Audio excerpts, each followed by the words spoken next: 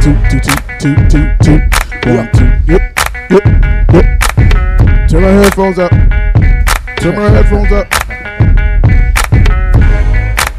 We back again. Rare Hip Hop Legends Corner series.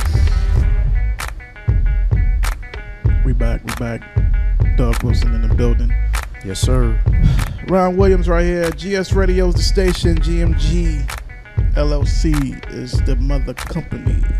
Today we got another guest, another legend, Mikey D. And that's Mikey not D, aka Playboy Mikey D. Yeah, that's not the one from the Beastly Boys now. No, it's not. Not from the Beastly Boys. So what we gonna do? We gonna call him. That's how we do it here. We call them instead of them calling us. Meanwhile, you will be able to see this on redhiphop.com. Hello. You? Can you hear us? Yo. All right, y'all. We got Mikey D on the phone. What's going on, partner? Yo, what's poppin', man? Yo, I can hardly hear you. You can turn your volume up, sir? You can hardly hear me? I hear you slightly. It's like you real far away. We real far. We're not that far, but Yeah, it sounds like you mad far. Sounds like you in Tennessee somewhere. Is that better, Mike? Yeah, I can hear you loud and clear, bro. Okay. What's good, fam? Maintaining, bro. Just waiting on your phone call. Yes, sir. In light of this interview, just dealing with all this madness that's going on in the country, but that's another discussion for another time. It's about you right now. So sorry for the delay. Excuse the delay, but we got you now. Okay, all right. So Mike, yo, what's poppin', man? tell everybody who Mikey D is, please. And the world needs to know. All right, I'm Mikey D, a.k.a. Mikey Destruction. Actually, since technology is such a big thing now, you could just Google me and I could keep my breath for the record. Nah, let me stop. Mikey D, just a young cat throughout in North Boulevard, Queens, New York. Coming up, I'm like that second or third wave of hip-hop, because first you had the Kumo D's and the Grandmaster Kaz's, and, around my way we had the Clientele Brothers and the Mathematical Fives, and I came up right under them. So I'm like that third wave of hip-hop, man. I've been trying to go strong for like 35 years plus, A lot of people know me and LL's relationship, you know what I'm saying? So, got a lot of history, man. Like I said, you could just Google me, man, and shit, history speaks for itself. Excuse my language, sorry about that. No problem. But, unfortunately, in this day and age with technology, like you and I and people our age, we had to actually search for the information, and we had to do a lot of research. Exactly. It's easier now to grasp information than it was for us. So exactly. I know, and I'll speak for you when we say we like hearing it from the horse's mouth, because you can read some things and misinterpret it. But if you wouldn't mind, just give everybody a quick history on my man Playboy Mikey D. That's how I know you as. Oh, Playboy Mikey D was just, that was a name, it was like a moniker or a nickname that we all used to use back in those days. Like I used to run with a crew called Sensational Five, where it was Ever-Loving Kid Ice, we had Lovable Little B, we had Romantic Lover Snow, Loverboy TC. I was Playboy Mikey D. I had the green eyes and the waves, So I was like Playboy. Even when Cool J got down with us, he changed his name from J-Ski to Cool J, but we was like, yo, you need a nickname, bro. You always talking about the ladies loving you. You should be something like Ladies Love Cool J. We always had those nicknames in the front of our names. So Playboy Mikey D, that just stuck with me because I was like a little pretty boy with a big mouth, lyrically. Okay. And you just mentioned LL Cool J, and to my understanding, you guys start rocking out around the same time, but different high schools. Is that right? No, I think I might have been rocking a little before him because I was already basically established as an underground artist, a park jam, hip hop dude, because I was doing all of the park jams. He hadn't really, done anything publicly yet. When I met him, he told me he was like maybe 3 months in.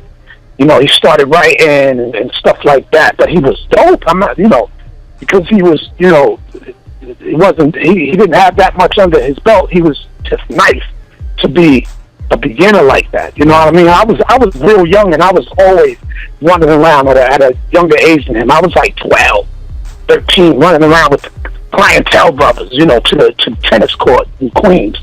But him, he was acknowledging what was going on, and he was coming into his own. And when we had met face to face, he was going to Jackson, I was going to Springfield, and he spit for me. Actually, we were supposed to battle or something like that, but prior to us battling or whatever we was going to do, we rhymed for each other, and he spit some stuff, and I was kind of bugging out off of the similarities in our voices. Because he had the same voice texture as me at the time. And his wordplay was nice. He wasn't one of those ABC rappers. He was like one of the rappers that was upcoming, that was into the books, using the big words. We were Peter Rock fans, so It's Yours was out, and he was using the wordplay. So he was doing stuff like that. So I was like, he sounds like me. He reminded me of myself, and that's, that became our friendship, and that's when he started hanging out with us, and we became partners and stuff like that. That's how that started. Okay, and now that's around mid-'80s, correct? That was the early 80s, man. 80s. That was early 80s, like 84, 83. Okay, all right, cool. And you just mentioned how your styles and your voices were similar. Yeah, I had to go off the archives and check out something with you with the LA Posse, and it's a cut called "Go For It," which, if you close your eyes, you would swear it was L. I mean, absolutely. That's what that cut really sticks out in my mind as far as where the similarity comes from. Yeah, most definitely. And like a lot of people, when he became an established artist, a lot of people from the hood thought he did my style. But as I said earlier, when I met him, I bugged out off about similarities. So, you know what I'm saying? But there was no biting there. He already had it. You know what I'm saying? It was just a coincidence that we sounded so much alike. You know what I mean? So, yeah. But he's dope, man. He was always dope. Okay, and his career went one way. He eventually signed with Def Jam. Right. And, explain that to people, man, because I know a little bit about it, but I want you to explain as far as the attempt, I should say, to link up, being that he was the one that got signed, and then he knew about you. Oh yeah, no doubt. I mean, when he got signed, put it this way, man. At the time, me and him was hanging out. I was into my music, I was into the chicks, and I was into my beard. You know what I mean? LL, he was into his music, and he was focused on making it. Like, he really was taking this hip-hop thing serious. Right. Me, I just wanted to be a hood legend, and I wanted people to respect my craft. Right.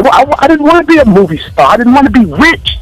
I didn't want none of that. You know what I'm saying? I was happy with what I was doing. Right. But L wanted to take it to the next level. A lot of people blame him for not putting other people on. That's because the other people that he attempted to put on wasn't focused as him. Right. And to be honest with you, when he first got the Def Jam contract, I was the first person he told about it, the first person that he came to, and the first person that he wanted to put on. He wanted to be, he told me we could be the next one of the MC. You know what I mean? And I was like, nah, I ain't with that. You know, to where he would spend his $1.50 on a bus or a train to go somewhere to a meeting or something. I spend my $1.50 on a 40. Right. You know, I'm staying in the hood. You know, let the deals come to me. I'm not going to the deals. So, you know, that's how that went, man. So I basically declined the offer. It wasn't that he went off and bit my style and did this, that, and the other. He did what he was supposed to do because he wanted more than I wanted. You know what I'm saying? I can't blame that man for me not wanting to be a superstar. I didn't want that at the time. I still don't want to be a superstar. I got everything I wanted. I wanted to be respected for what I did, man. I'm rich from life. I don't need to be rich from music. Right. You know? Right. Right. And in respect to you for even acknowledging that, because of a lot of guys that do make it, quote unquote, out of the hood and get blamed for not reaching back. That's a conception that is widely known from people that do make it. So I'm sure, you know, if he is listening or hears this one day, he'll appreciate that, and I'm sure he's appreciated it already. I'm sure y'all chopped it up about that several times. Oh, most definitely. And it's just like, you know, even in the 80s when we had our little so-called rivalry, you know, when I was taking jabs at him on records and stuff like that, at that time I was in a bitter place. You know what I'm saying? It's like you see two cats that's always together walking in the hood, and then one day you see one of them make it, right? But the other one is still in the hood. So now you got the rest of these dudes that's bitter, but they don't have the talent that you have to get at this dude, so they put the battery in your back. You know, they help you drink the 40s. They even buy you 40s to contribute to the drama. You see what I'm saying? Yes. So I fell for the okie doke, and that's what caused a lot of the friction between us. You know, I was walking up the wrong tree. Yeah. You feel me? So it had to take me to stop drinking to realize that I was wrong. And I can admit that. As a grown man, I can admit being wrong. So that's what that's all about. And I commend you for that, man. Really. And let's switch it up real quick. Let's go. Yeah. Let's say the year 1988. Yeah. New music seminar. No You know where I'm going with this. With the legendary Melly Mel. Yeah. Okay? I just set the table. You go ahead and serve it. Yeah, well, that was definitely one of the highlights of my whole career. You know, the whole 30-something years I've been doing this. I think that was like the most, you know, that meant the most to me. Anyway, I signed with Sleeping Bag Records in 1988, and Man Phonics, he's the dude that brought me to Sleeping Bag, and he basically wanted to sign me because of my battle reputation, not because of the records that I made prior to that, or any tapes or demos. He wanted me to sign with Sleeping Bag due to my battling ability. Right. Because back then, remember, I was the dude that would go from hood to hood, battle whoever, on any corner. I would come to your crib and battle you in front of your house. Right. I was that dude. I'd battle you on the train, plane, bus, corner, whatever. But Sleeping Bag Records in 1988, they signed me, Paul C., McCaskey, and Johnny Quest.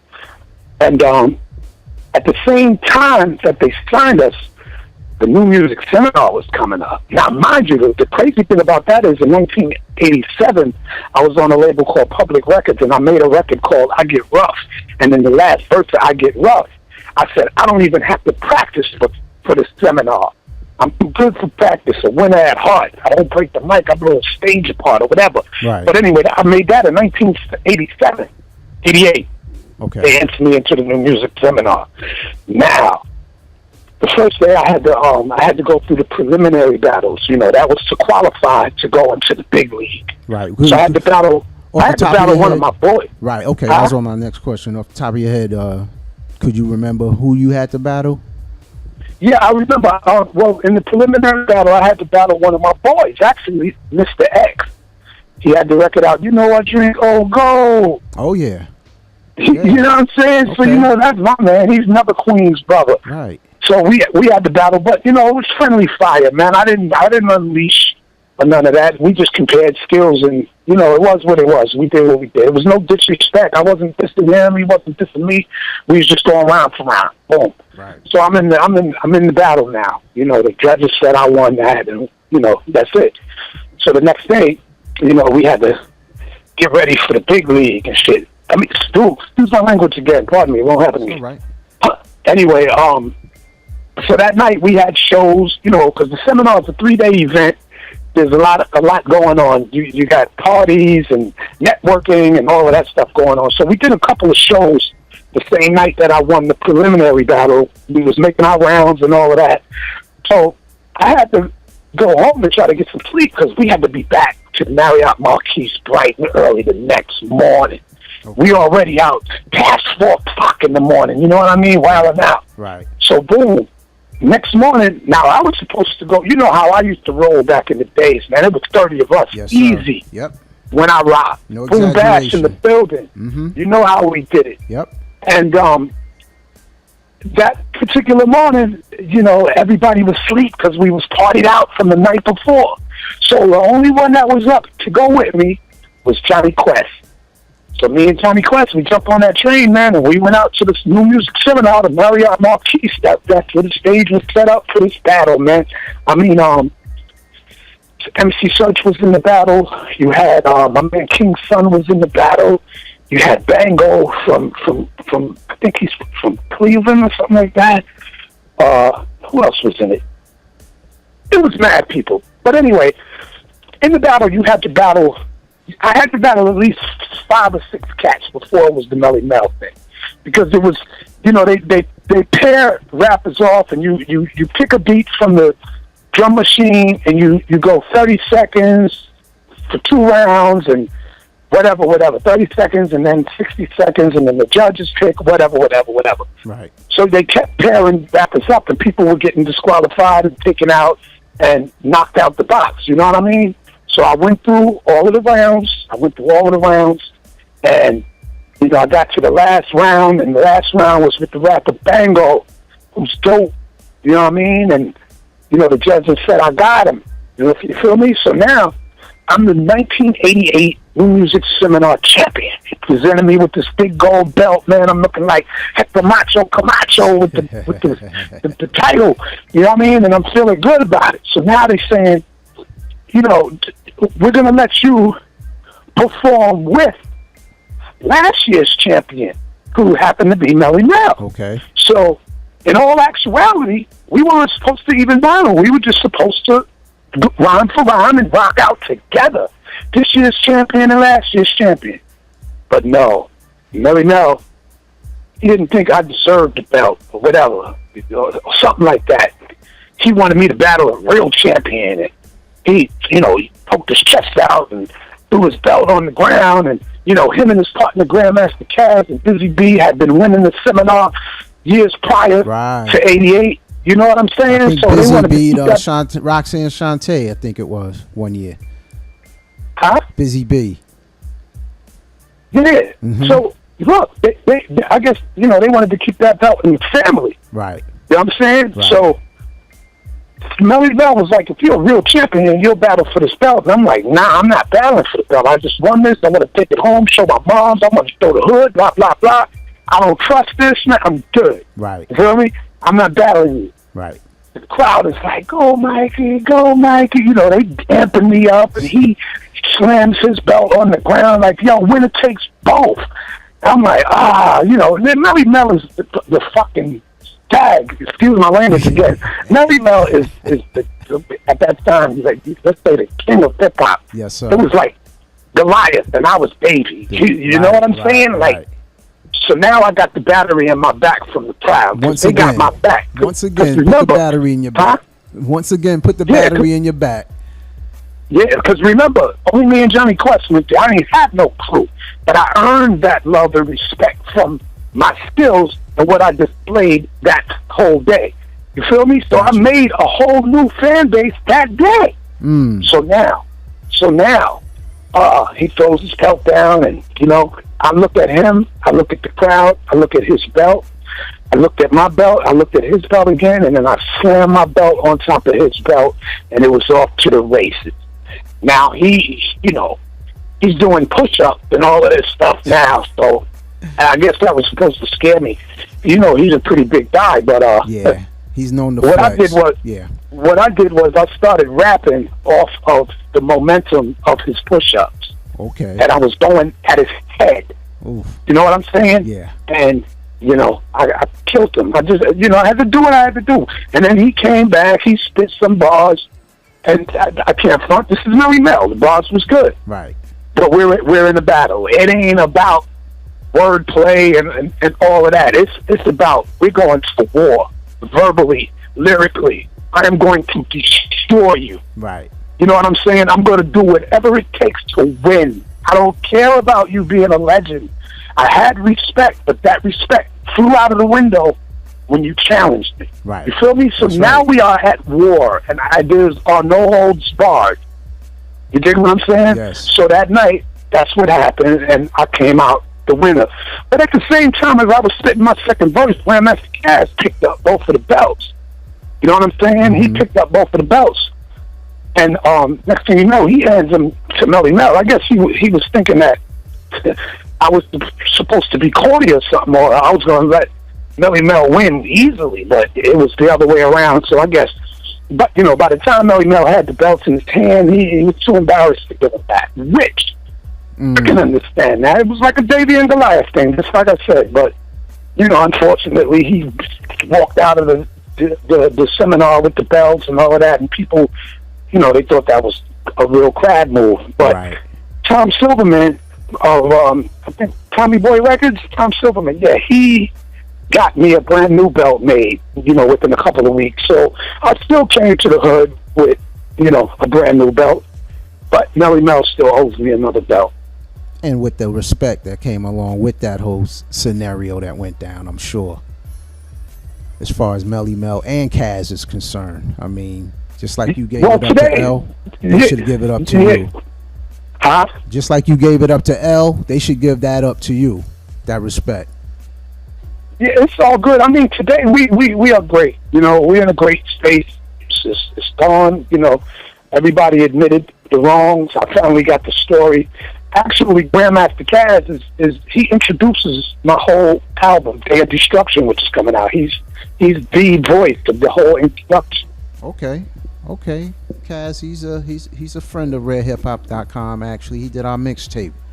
Shout out to Caz on that one. But yeah, that's good. That was one of my other questions. But before that, another question I have: who influenced you as far as hip hop is concerned? Who influenced me? Yeah, who are your biggest who influenced me? It was Grandmaster Caz actually influenced me. Kumo D influenced me, and then everybody that I was around coming up influenced me, like D Money, Little B, my man Mark Miller, Phenomenal Four, Romantic Lovers. So all of those guys influenced me. But my biggest influence in the hood that stuck with me lyrically and swag, my big brother Eddie OJ and Will Seville from the Clientele Brothers. Those are my biggest influences throughout my whole career, because I have become both of them in one. Like when the way I walk and talk and I carry myself on that stage is Eddie OJ. The way I spit and the aggression lyrically is Will Seville. So it's like I've become both of those guys. Those were always my biggest influences. But outside of them, everybody that I was around coming up was my influence. Right, and see, this is another reason why we conduct these interviews, to get these stories, man, because there's so many people and crews that people do not know about or never heard of, and something always comes from someone else. I mean, there's a point A to point Z, and in between, a lot of that gets lost, and a lot of the hip-hop fans, I should say, really need to know these stories, man, because there's a lot of stories to be told. Exactly. Yes, sir. And as far as I've always been a Jersey cat, of course, hip hop originated in the Bronx. Everything was the Bronx. Like even back in the old party days, most of the crews from either Manhattan or the Bronx.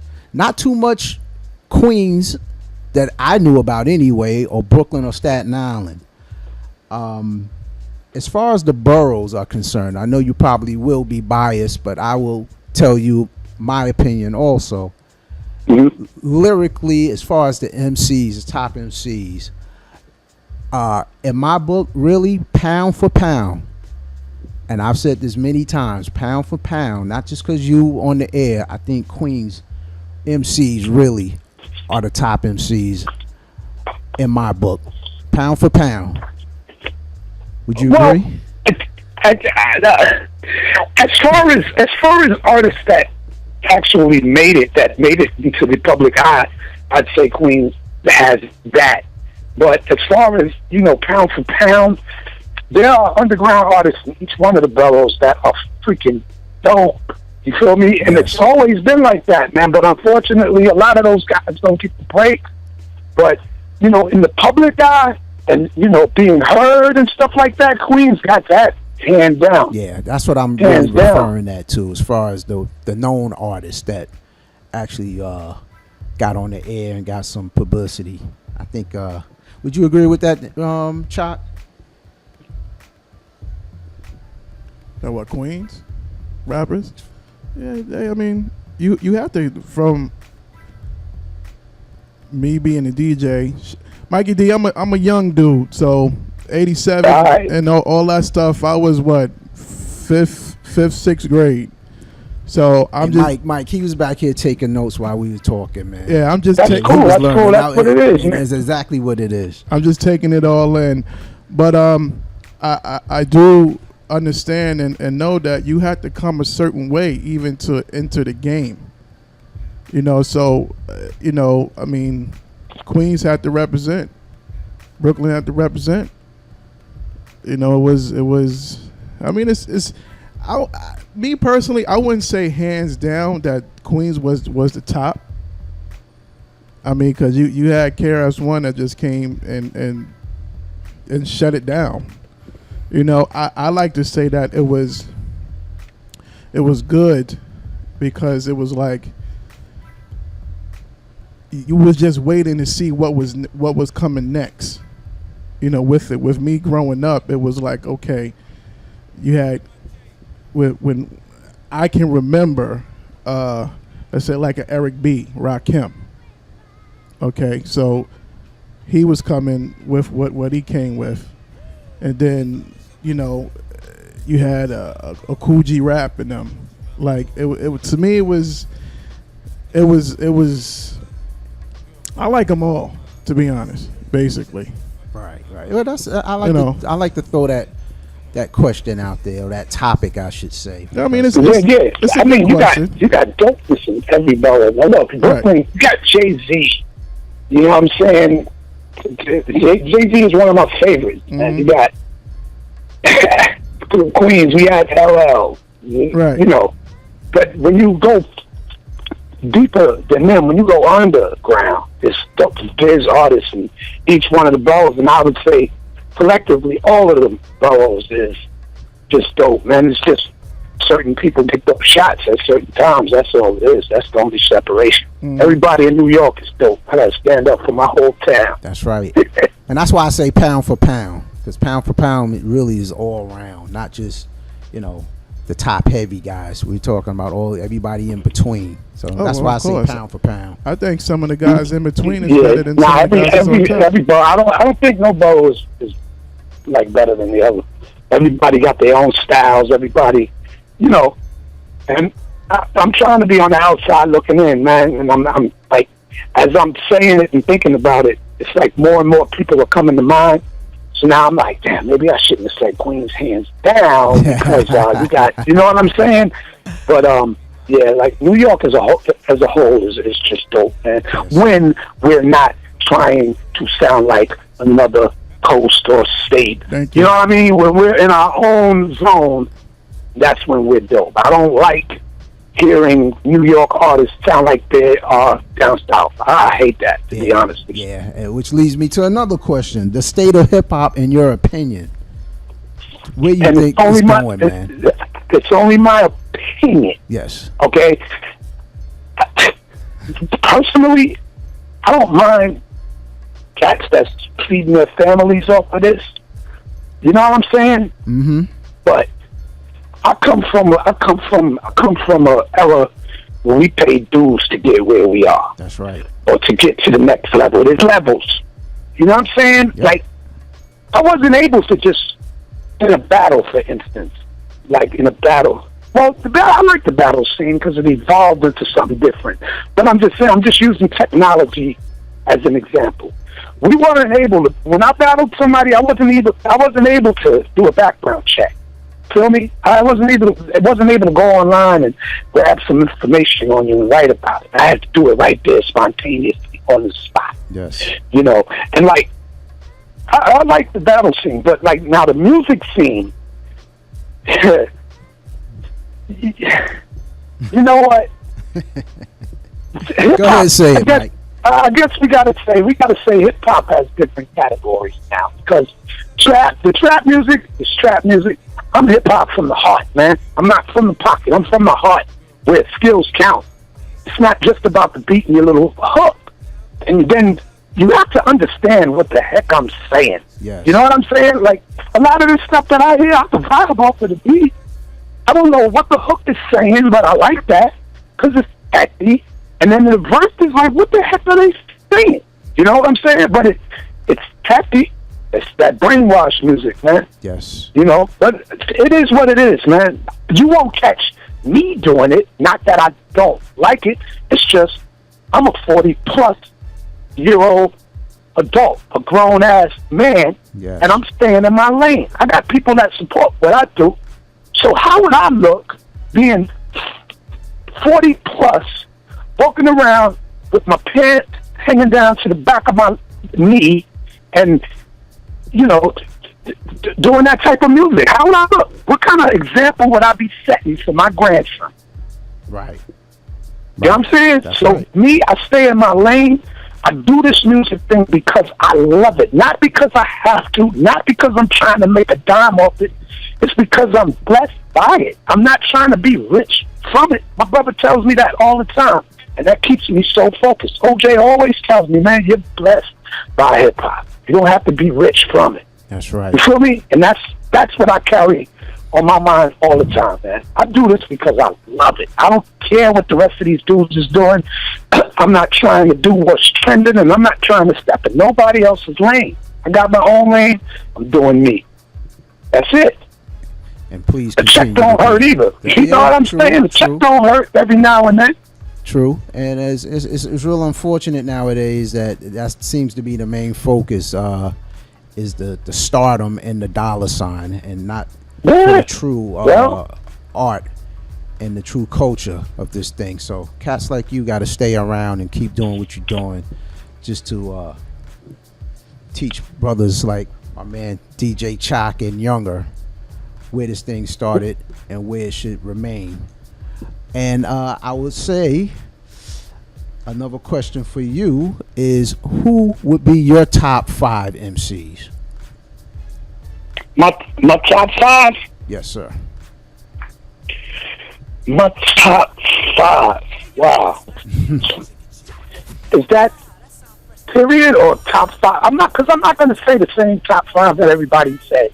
Jay-Z, Nas, Biggie. I'm not. Those ain't my top 5. Right, and I wouldn't expect you to.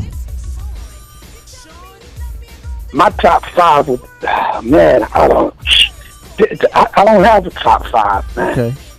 Because I respect everybody's craft, and I listen to a lot of people, and like the top 5 is in my camp. You know what I'm saying? They just haven't been exposed yet. Right. You feel me? So I'd be biased by saying who my top 5 would be. Okay. So I'm just going to keep it funky and say I don't have a top 5. And my top 5 would definitely not be the same top 5 that you hear over and over again. Rakim, JRS1, Kane, or those aren't my top 5 rappers. Right. A lot of rap. I love those dudes. I know them personally. Right. But they're not my top 5, man. Yeah. Top 5 could change every few days, man. Because people come.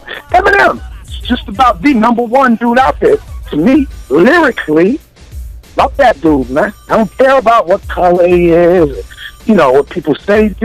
How many people can go toe to toe with Eminem line for line? Right, not many. Exactly. Not many. I mean, No. for instance, a cat like Super Nat. I mean, exactly. That's my dude. see, That's my You dude. see, this is why I try to pick everybody's brain and just ask this question. And it's probably unfair to just narrow it down to 5. Exactly. I think I that's the most definitely don't true have top question. 5. And if there was a top 5, the top 5 is already on my team. Yes. Legacy, Lotto, Half. Right. The top 5 is on my team already. Okay. All right. So, Mikey, if people want to reach out to you and follow you and keep up with your things, how might they do so? Oh, just holler at me at Mikey D Destruction on everything. Like Mikey D Destruction on Twitter, Mikey D Destruction on Instagram, Michael Deering on Facebook, or Mikey D Destruction on Facebook, or The Real Mikey D on Facebook. And when you spell destruction without the E. So it would be DSTRUCTION. Okay. Well, listen, bro. Word. I appreciate your time. This is long overdue. We finally made it happen, and you and I will be talking about some other life issues soon. So, Absolutely. Oh, yeah, no doubt. So on behalf of RareHipHop.com, myself, Doug Wilson, Craig Taylor, and Scott DePass, we would like to say thank you, and also thank you to my brother DJ Chalk right here for letting us do this. Yeah. Yes, Well, sir. thanks for having me, man. I'm honored, and I definitely appreciate it. I'm humbled by the whole experience. Once again, the legendary Playboy Mikey D. Holla. Day of Destruction coming soon. Yes, sir. Okay, my brother. I could be at home early in the morning, chilling out, cause my favorite cartoons are on, and then it's the best telephone. Sometimes I wish that it would leave me alone, but I pick it up, and it's some old brother. So I say, yo, what a man, and he says, yo, mother. You said my mother, man, I kick your butt, and then click, guess what? That's right, you got it right, the kid must have been sore. Called my house, dissed my mom's, and then broke north. I don't get upset, cause it's the same old thing. Then as soon as I hang up, another telephone ring. Hello? Hello, is this the plumber? No, this is Mikey D. You got the wrong number, then click.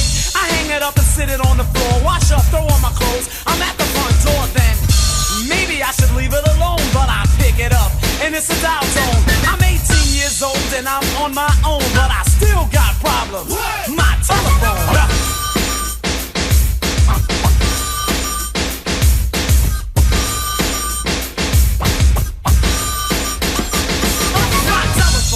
Driving me insane, and like they say, if you can't beat them, then join the game. So I took heed to the saying and went to the store. You would never believe what Mikey D paid for. Anyway, I brought it home, hooked it up to my telephone, and now I know my phone will leave me the hell alone. Now I can sleep and a wink I won't miss. When my telephone rings, you'll hear this. This is Mikey D's house. I'm sorry about your corner, but I just went out. But if it's really important and you really want to speak, leave your name and your number at the sound of the beat. Now I can live at ease. No more prank calls from these duck MCs. And when my girl comes over, I won't get nervous, cause I'm depending on my answering service. To all you people who want your own phone and you want your own apartment cause you wanna be alone, just